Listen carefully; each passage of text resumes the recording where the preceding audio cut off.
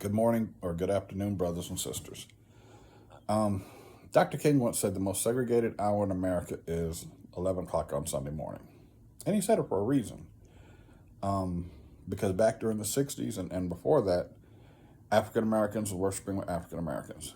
Caucasians were worshiping with Caucasians. Latinos were worshiping with Latinos. And the Christian church was basically fragmented in every possible way. Now, things have gotten quite a bit better.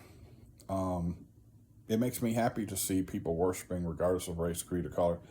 It makes me happy to see people worshiping together.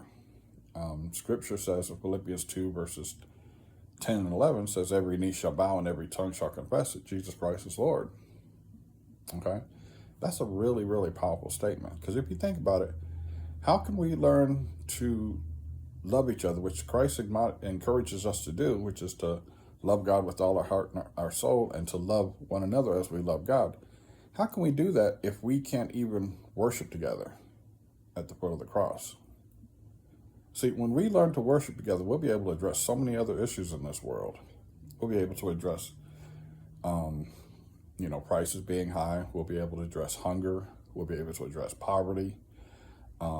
There's a host of issues that we can address if we all work together. Crime in the cities. We can address these issues, but we have to do it together.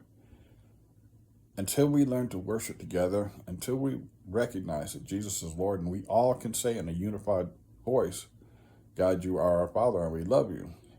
Until we learn to worship together, Abraham Lincoln said, either we'll learn to live together as brothers or perish together as fools. We have to learn to live together. We have to learn to love each other.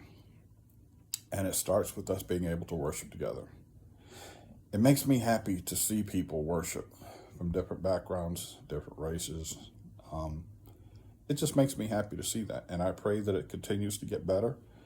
So going into the week, if you get an opportunity, invite somebody to church. And don't just invite somebody to church. Invite someone to church that you otherwise might not invite to church.